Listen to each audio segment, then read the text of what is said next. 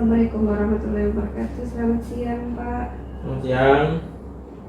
Ini mohon saya mengganggu waktunya sebentar ya, Pak. Selama ini bagaimana Bapak mendapat mengidentifikasi kasus-kasus yang merupakan dilema etika atau bujukan moral Pak yang terjadi di sekolah?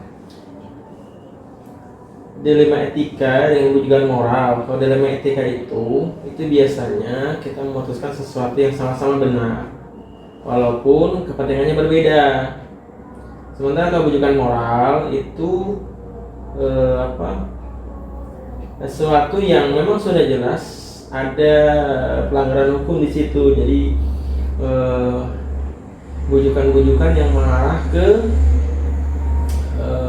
pelanggaran tata tertib, pelanggaran hukum dan seterusnya. Nah, biasanya itu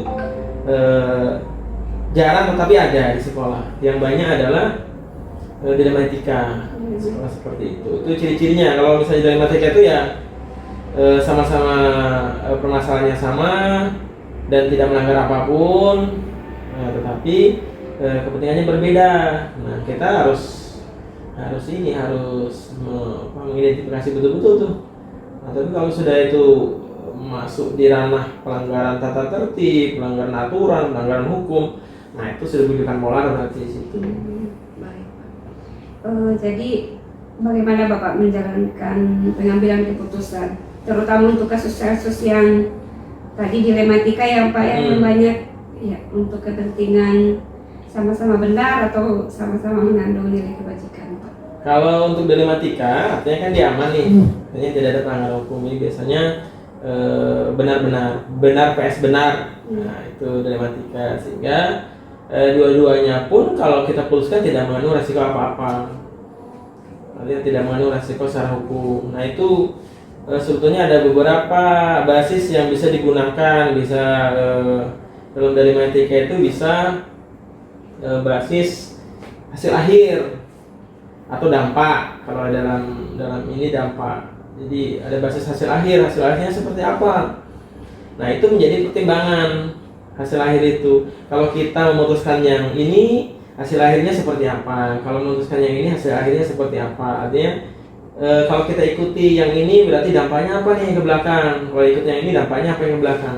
Mana yang lebih bagus dampaknya, atau yang lebih berdampak positif di antara kedua kepentingan itu. Nah itu ada juga berbasis selain dampak atau hasil akhir, itu ada juga berbasis perasaan. Nah ini perasaannya agak susah sebenarnya. Nah, artinya dua-duanya punya kepentingan yang sama, atau sama-sama baik, atau sama ini, nah berarti itu masuk di ranah perasaan. Jadi tinggal hati nurani kita saja memutuskan, oh yang inilah.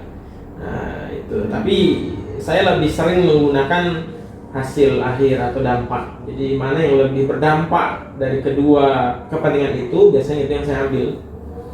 Dampak itu. Jadi langkah-langkah atau prosedur seperti apa Pak yang biasa Bapak ini? Biasanya kalau ada dua kepentingan, saya akan bicara kepada, misalnya ada dua kepentingan yang berbeda atau bertolak belakang. Nah biasanya saya cari informasi terkait itu, permasalahan itu. Nah terus saya juga berdiskusi dengan orang-orang yang terkait. Ya kalau masalah kurikulum misalnya, otomatis saya harus berbicara diskusi dengan kurikulum atau masalah siswaan atau masalah apapun. Nah itu biasanya saya diskusi dulu sebelum memutuskan. Setelah itu saya panggil orang-orang yang punya kepentingan terkait itu, kepentingannya apa misalnya ini. Jadi dari penjelasan mereka saya bisa ngambil kesimpulan bahwa ini dampaknya ini, tujuannya seperti ini dan seterusnya. Yang satunya juga akan kepentingan yang lain juga akan saya tanyakan juga hal yang sama seperti itu. Nah dari dua penjelasan atau dari dua orang itu, dari dua orang yang punya kepentingan itu, atau dari dua yang punya kepentingan itu, maka di situ sudah bisa saya simpulkan, oh kalau ini berarti dampaknya ini dampaknya ini. Nah itu bisa menjadi pertimbangan saya, berarti yang ini dampaknya lebih besar positifnya. Nah, maka itu biasanya saya putuskan seperti itu. Dan itu pun setiap keputusan saya akan ambil secara musyawarah sebenarnya. Jadi tidak, ya namanya keputusan kan tidak bisa mungkin memuaskan semuanya, tidak, tetapi yang namanya musyawarah ya harus tetap diputuskan salah satunya. Atau kalau bisa mengambil jalan tengah atau benang merahnya ya alhamdulillah, kalau itu bisa diambil benang merahnya. Tapi kalaupun tidak bisa ya pasti saya akan ambil dampak yang lebih besar positifnya gitu. Dan kecil resiko. Nah, berdampak bagus, dampaknya baik, positifnya besar, resikonya kecil. Nah, itu karena ada juga yang permasalahan itu betul besar dampaknya tapi besar juga resikonya. Nah, dalam pengambilan keputusan tadi ya Pak, pada kasus dilema etika, ada nggak tantangan Pak dalam mengambil keputusan itu? Dalam mengambil keputusan terkait dua kepentingan yang berbeda tetapi sama-sama baik, biasanya tantangannya adalah di perasaan ketika kita mengambil keputusan ini, wah kira-kira ini setuju atau tidak, memuaskan yang ini atau tidak, yang ini legowo atau tidak, jangan-jangan setelah kita putuskan ini merasa bahwa kepala sekolah misalnya berat sebelah atau kepala sekolah tidak adil dan seterusnya. Ya intinya perasaan secara personal aja ketika memutuskan, dan itu yang menjadi resiko ketika mengambil keputusan ya otomatis harus bisa menerima resiko itu. Ya tantangannya sebenarnya pada diri sendiri aja terkait dengan itu. Kalau dalam mengambil keputusan saya rasa selama itu dilaksanakan dengan musyawarah, dibicarakan secara bersama-sama, itu mudah diselesaikan. Ya tantangannya ya di perasaan pribadi aja terkait dengan itu, karena kita tidak enak juga ketika satu diputuskan ini satunya tidak gitu. Tantangannya itu aja sebenarnya. Nah ini ketika Bapak mau mengambil keputusan, apakah ada jadwal tertentu dalam penyelesaian kasus dilema etika tersebut? Apa langsung diselesaikan di tempat? Bentuk atau prosedurnya seperti apa Pak? Keputusan itu bisa langsung ditentukan, bisa tidak.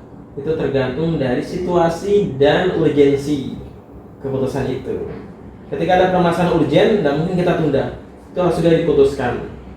Tetapi kalau keputusan itu masih bisa ditunda, berarti kita masih bisa diskusikan lebih lama. Nah biasanya saya mengambil waktu beberapa hari, atau saya tunda dulu, atau saya diskusikan dulu dengan yang lain. Nah itu berarti masih bisa ditunda. Tetapi ada permasalahan tertentu yang harus diselesaikan pada saat itu juga. Nah itu mau nggak mau ya diskusi singkat dengan teman-teman yang ada di sekitar situ baru diputuskan. Jadi dalam memutuskan itu tergantung kecepatannya. Memutuskan itu tergantung dari urgensinya. Nah urgensinya apa gitu kan? Karena tidak setiap keputusan itu diambil secara cepat. Ada juga yang perlu analisis lebih dalam terkait dengan hal-hal yang permasalahan-permasalahan yang memang ini kayaknya tidak bisa diselesaikan sesegera mungkin. Tapi kalau yang urgent ya mau tidak mau harus diputuskan sesegera mungkin. Hal-hal incidental misalnya yang ada di sekolah itu segera. Nah jadi intinya ya itu tadi tergantung dari urgensinya, urgensinya permasalahan itu. Misalnya ada siswa mau berangkat, sudah mau berangkat tiru atau apa segala, kan tidak mungkin sudah mau berangkat ada permasalahan baru kita musyawarahkan besok lagi kan. Ya itu harus hari itu juga diselesaikan. Begitu juga permasalahan yang ada di sekolah dengan siswa, dengan guru dan seterusnya.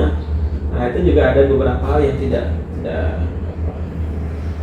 ditunda, harus diputuskan hari itu juga. Nah itu yang jelas ya urgensinya itu menjadi ukuran. Berarti tergantung urgensi Pak ya? Urgensinya. Yang langsung diselesaikan. Urgensinya apa? Kalau darurat namun kita tunda, harus segera itu juga. Oke Pak.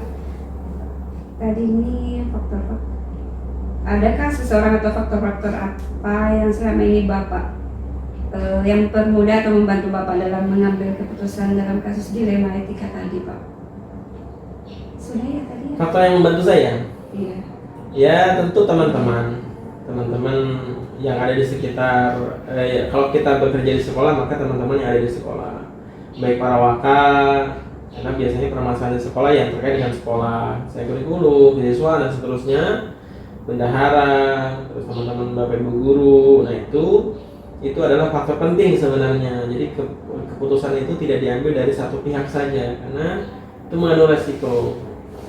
Berbeda kalau keputusan itu diambil secara bersama-sama, karena bisa jadi sebuah keputusan itu ketika diambil satu orang itu berbeda dengan ketika diambil sama-sama gitu ya. Karena setiap orang mungkin punya pandangan berbeda terkait itu. Mungkin saya pandangannya seperti ini, tapi Bapak Ibu guru pandangan berbeda. Nah itu kan mungkin yang saya tidak terpikirkan, mereka terpikirkan. Nah itu, jadi faktornya yang pertama ya otomatis komunikasi, kolaborasi ya, komunikasi dengan teman, kolaborasi dengan teman yang ada. Itu faktor penting di sekolah itu dalam pengambilan keputusan sebenarnya. Tetapi ada juga hal-hal yang harus diputuskan oleh kepala sekolah, dan itu itu khusus oleh kepala sekolah diputuskannya. Jadi tidak semua permasalahan itu dimusyawarahkan, itu tidak semua, karena ada beberapa yang tidak harus semuanya tahu. Nah, itu terbuka boleh, tapi ada beberapa hal yang mungkin tidak harus tahu semua guru atau tidak harus tahu semua siswa dan seterusnya. Kalau itu memang bentuknya umum dan untuk kepentingan bersama, ya otomatis kita bersama. Jadi faktor pentingnya itu tadi, kolaborasi, komunikasi di sekolah dengan memutuskan sesuatu. Baik Pak, tadi dari semua hal yang Bapak sampaikan, kira-kira pembelajaran apa Pak yang Bapak bisa ambil dari pengalaman Bapak selama mengambil keputusan terkait dilema etika tadi Pak? Selama semua permasalahan itu dibicarakan secara kolaborasi, komunikasi dengan baik dengan teman-teman, saya rasa tidak ada masalah terkait permasalahan itu. Walaupun kadang-kadang ada satu permasalahan yang tetap harus diputuskan sendiri. Nah, tetapi dengan adanya dilema etika, pendidikan moral, itu saya lebih tahu, karena identifikasi pertama adalah ini masuk ranah mana. Ketika itu masuk ranah pendidikan moral, maka ini pasti dengan aturan, dengan hukum ujung-ujungnya. Tetapi kalau ini hanya masuk di dilema etika, maka itu bisa dalam ranah sekolah saja, musyawarah di sekolah, komunikasi, kolaborasi dengan teman-teman yang ada di situ. Jadi tidak ada permasalahan sebetulnya yang tidak bisa diselesaikan. Nah itu intinya seperti itu. Jadi di sekolah itu tidak ada permasalahan yang tidak bisa diselesaikan selama itu kita bekerja secara kolaboratif, komunikatif dengan teman-teman yang ada, dan tidak ada yang tertutupi sebenarnya. Jadi entah itu penyelesaiannya baik atau tidak, yang jelas tidak ada yang tidak bisa diselesaikan. Jadi semua masalah itu bisa diselesaikan di sekolah itu. Nah, tinggal bagaimana cara kita menyikapi aja masalah. Yang penting bukan bujukan moral. Kalau bujukan moral, otomatis ya harus ikuti aturan yang ada. Gitu. Oke, jadi ini dari pengalamannya Bapak yang saya tangkap dari Bapak tadi, pokoknya di sekolah itu harus kolaboratif, komunikatif, kerjasama ya Pak ya. Ya. Baik. Ya mungkin cukup Pak. Atau ada lagi Pak yang mau ditambahkan Pak? Saya rasa cukup terkait dengan dilema etika dan bujukan moral. Ya, intinya yang penting dua itu kita sudah bisa bedakan keduanya itu, yang mana yang masuk ranah dilema etika, yang mana yang masuk ranah bujukan moral, saya aman. Karena jangan sampai itu permasalahannya adalah bujukan moral, kita selesaikan dengan metode dilema etika. Nah, itu akhirnya nanti salah kaprah terkait dengan itu, karena untuk bujukan moral itu ada aturannya tersendiri terkait dengan itu. Tapi kalau selama itu dalam etika, itu masih bisa kita selesaikan jalan. Itu. Terima kasih Pak atas waktunya. Mudah-mudahan sukses selalu ya Pak. Amin.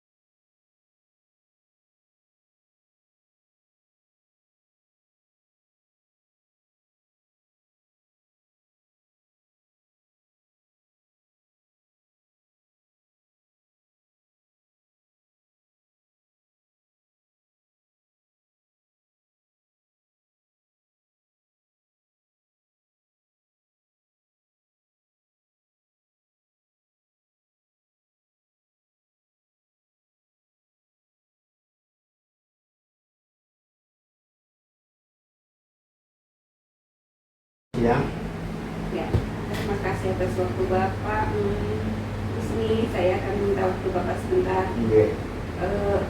Bapak sebagai kepala sekolah SMA 1 ya, SMP 1 ya Pak. Iya. Sudah berapa Bapak?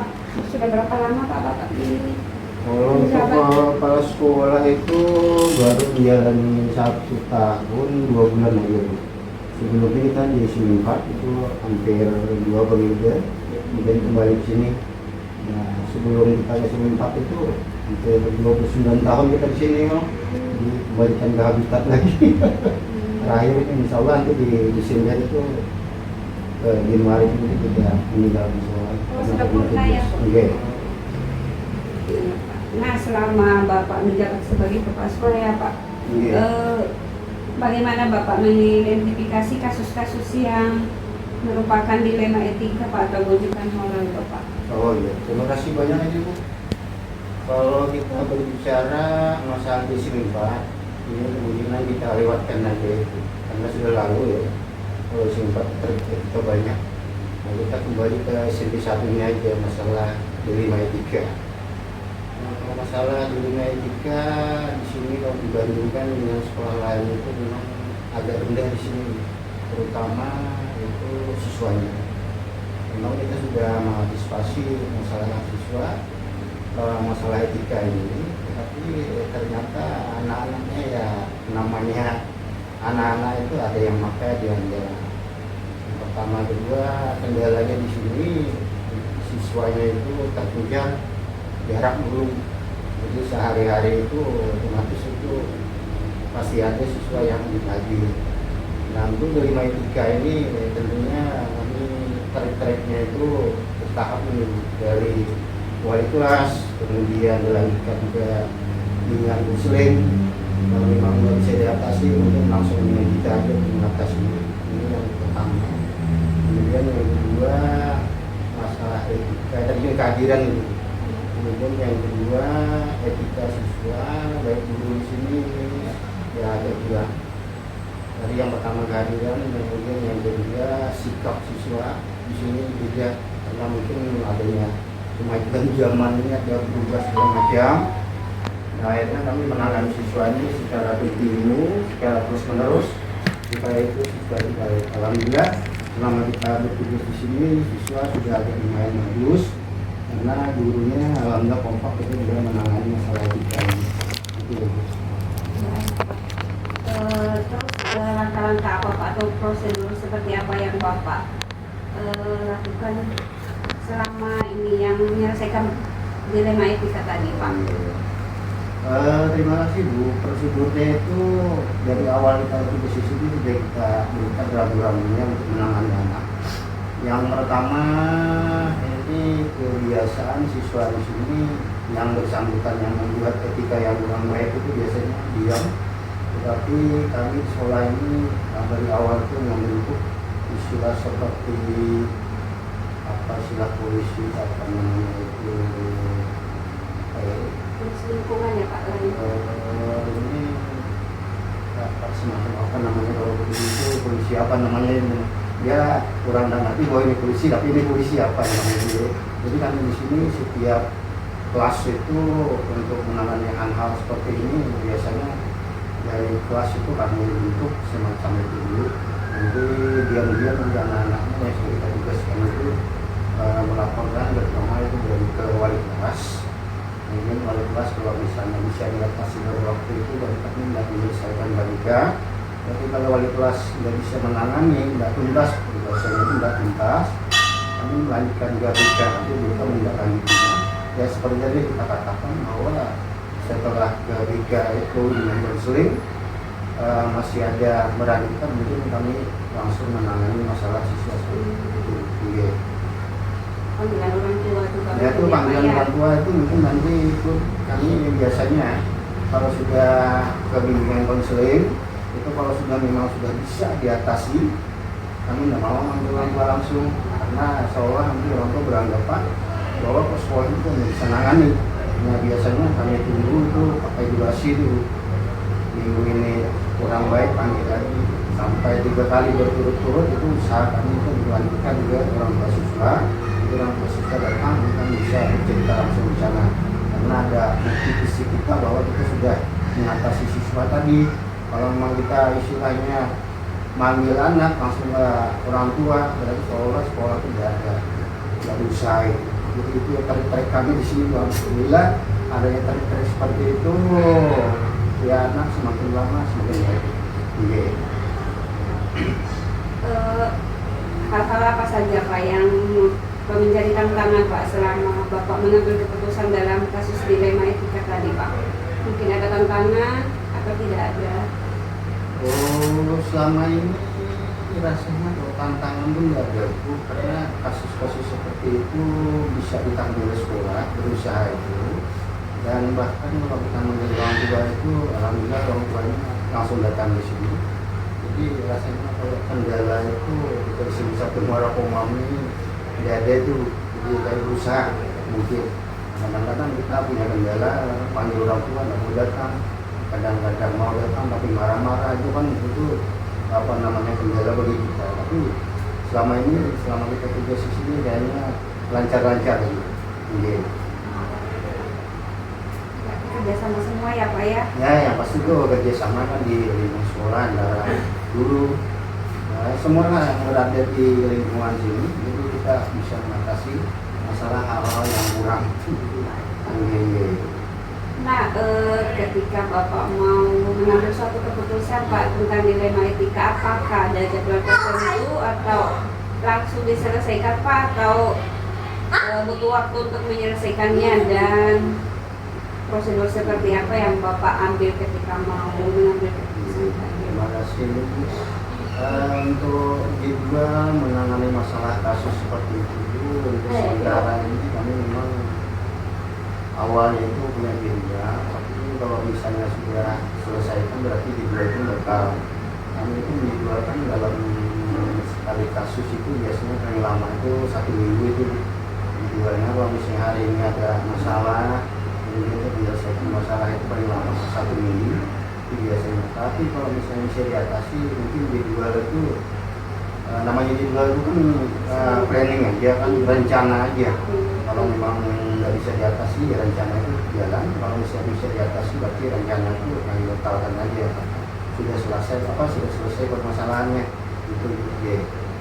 Tergantung masalahnya Pak. Ya, tergantung masalahnya. Kalau masalahnya berat itu ya mau nggak mau kita kan adanya kerjasama antara sekolah dengan orang tua, misalnya menyangkut masalah anak. Tapi kalau misalnya masalah cuma ringan aja, nanti berusaha di sini supaya bisa diselesaikan di sekolah. Iya. Nah, ini adakah faktor-faktor atau Bapak siapa aja yang Bapak libatkan ketika Bapak mengambil keputusan dalam kasus dilema etika ini Pak? Iya, terima kasih mengenai itu. Mengatasi masalah itu tentunya kita harus melaksanakan istilahnya jalan yang tertentu. Biasanya di sini kalau program sekolah itu kan 1 bulan sekali itu melaksanakan berapa. Tapi kalau ada kasus-kasus seperti itu, kami melaksanakannya walaupun kurang daripada 1 bulan. Agendanya kan beda, agenda rapat dinas dengan agenda permasalahan ini. Nah, yang pasti ini kami programkan itu di awal tahun yang sudah ada mengatasi masalah-masalah ini. Nah, kemudian nanti selanjutnya kita mencari permasalahan bulan berapa yang ada, bulan berapa nanti kami selesaikan dengan cara musyawarah. Iya. Dari semua hal yang Bapak sampaikan tadi ya saya bisa menangkap kolaborasi paling yang penting ya Pak ya, harus ada kerjasama. Nah, pembelajaran apa Pak yang bisa Bapak ambil dari pengalaman Bapak dalam mengambil keputusan dilema etika? Mungkin bisa dibagikan ke kami Pak. Oh iya. Seperti apa? Mungkin pembelajaran itu maksudnya apakah mata pelajarannya atau apa ya? Enggak, hikmahnya Pak, bagaimana Bapak mengambil keputusan tadi? Oh, hikmahnya. Oh ya, oke.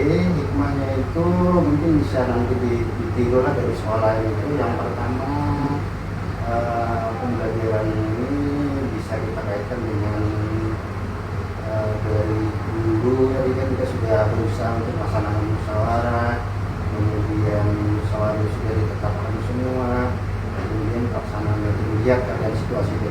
kondisinya. Nah, ini kalau kita ada seperti itu mungkin nggak akan berlarut-larut, nggak akan terlaksana istilahnya mengatasi masalah ketika ini. Nah, oleh sebab itu untuk mengatasi itu tentunya masuk ke musyawarah dan kerjasama itu yang paling utama itu. Kalau ada tambahan Pak? Tambahan itu paling kan untuk mengantisipasi itu biasanya setelah dulu itu kita berikan arahan, artinya setiap kali hari Senin itu kan upacara bendera. Yang paling berat masalah ini setiap pembina upacara itu menyampaikan walaupun tidak lama disampaikan. Kemudian itu yang pertama di upacara.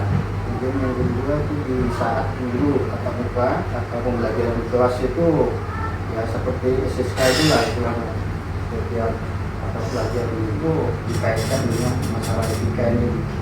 Nah, kalau udah usaha seperti itu, nah ini biasanya menjadi masalah di sekolah. Anak-anak sekolah guru itu kadang-kadang kan masuk, saya pelajaran bahasa Inggris, tapi tidak ada nyangkut masalah etika ini.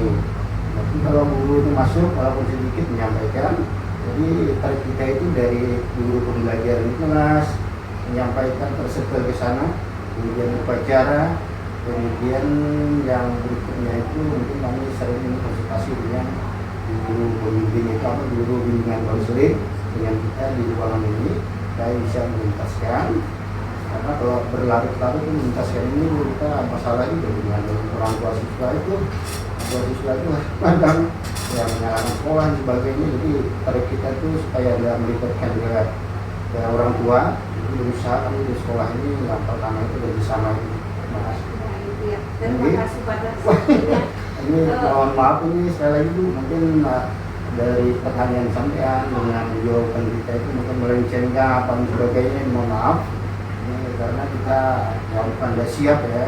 Artinya hari ini kesini sampean, hari ini juga ya artinya modal yang terdahulu aja lah kita sampaikan apa adanya.